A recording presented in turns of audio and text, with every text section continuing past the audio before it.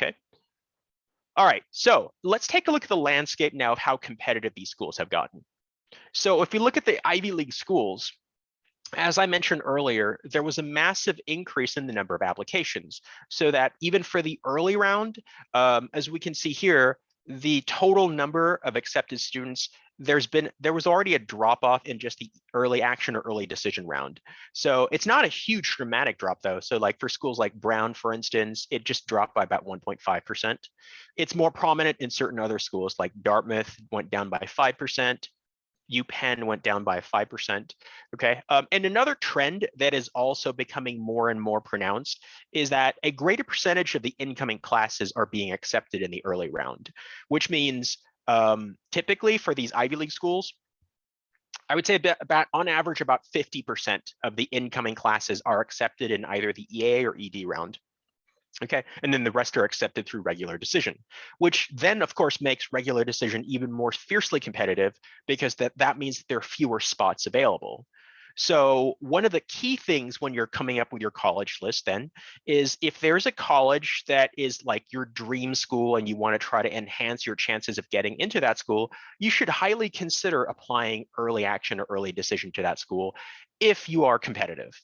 Right. So the reason why I say if you're competitive is that if you're trying to apply too early to a school and it's such a long shot that it's not even remotely like you're not really very competitive for the school, that might actually backfire for you. Okay. And the reason why is that there are going to be a lot more students who are going to be, because of self-selection, right? Some students will feel a little bit less secure or confident applying to these schools for early action or early decision. So many students who are not very competitive simply won't even try to apply EAED. So unfortunately, if it's way too far out of your range, it could backfire and they may actually prefer to just either not accept you or wait until regular decision to see what your grades may look like for, let's say, senior year, first semester. Okay, so finding that perfect EA or ED school would largely mean that you're still pretty competitive for it, but you definitely want to commit to that school in order to sort of enhance your chances of getting into the early round. Okay. Now, what about for regular decision? Well, yeah, so looking at the numbers that were released just a couple of months ago, we see a massive drop off. Like for Harvard, it actually went down from about like close to 5% the previous year to about 3.5%. Okay, I mean, that's only 1.5%, but when you're looking at starting at 5%, that's a pretty big drop, right? And this is consistent across the board. You could see for the entirety of the Ivy League range, Cornell hasn't released their regular decision results yet, but it's estimated at about 9% if that's what I've been hearing. Okay, so if you look across the board here, they've all gone down a lot, right? And so that's definitely something to consider when you're forming your list next year. Yes, you want to be aggressive and you want to have some dream schools, but also know pragmatically that things will only continue to get even harder next year, okay? Because more students will then be aware that, oh, I could apply test optional to these schools, right? So it would make it so these schools would actually be a little bit more competitive as well, okay? All right, so let's also talk about the UC system then. Has the UC system also gotten more competitive? Yes, absolutely. Okay, so the trend here is that it's not exactly even, right? So there was a pretty big increase in terms of the top two UCs. For Berkeley and UCLA, 28% increase in the number of applications. And then if you go down the line to the mid-tier UCs, you're looking at about like 10 to 16, 18%. But surprisingly, there are certain schools like UC Merced actually decreased in terms of the number of applications. And I think what's happening here is that this was largely a shift upwards, right? So you're still looking at the same people probably applying more or less, but students who were maybe inclined to say like, oh, I'm just going to apply to all 9 UCs, or I'm going to apply maybe kind of like not going to try for Berkeley and LA and just apply for the other 7. Now, because the UCs were test blind and that they can base it largely on the grades, there were more students who just decided to say like, okay, let's just take a shot at it. Let's go ahead and apply to the top UCs and see what happens. And that's largely, I think, what's going on here in terms of the number of applicants increasing to both Berkeley and LA. Now, this also then obviously has an effect on the acceptance rate. So these are the projected acceptance rates. I think the actual ones are going to be released a little later this summer, right?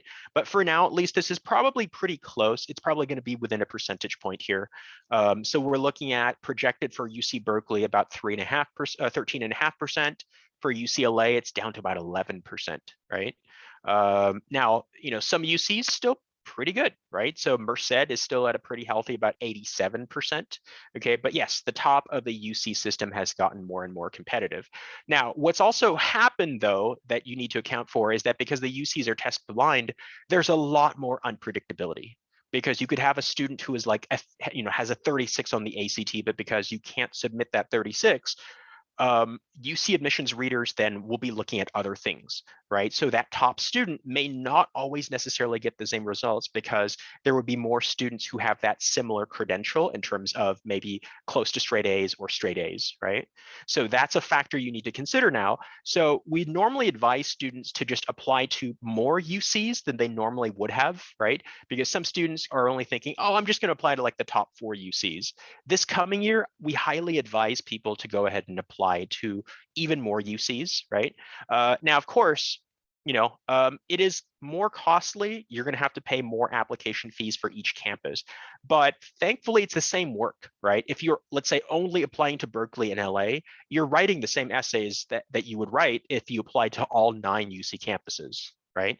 So we normally say, hey, just apply to more UCs, maybe put in some safety applications to some Cal State schools as well, right?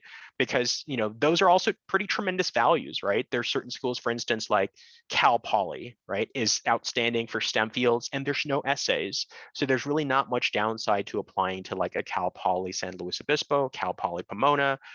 San Jose State's really good if you're interested in, let's say, engineering or computer science, right? There are a lot of Cal States that also, represent tremendous values that you can add to your list in addition to the UC system. Okay. All right, so like as expected, of course, the UCLA, well, this is just a sample of one of the UCs here. So UCLA's acceptance rate has continued to plummet, right? I think it's in large part because it's in LA, right? It's probably location-wise one of the more popular UCs. I think Irvine also saw a pretty big drop in recent years as well. So like Irvine's acceptance rate now is lower than, let's say, for example, even UC San Diego, even though historically San Diego used to be considered like the clear-cut third-ranked UC, right? But because Irvine is in the greater LA area, there's a lot more people who want to apply and go to school in LA. I would say, especially maybe from like out of state or international applicants.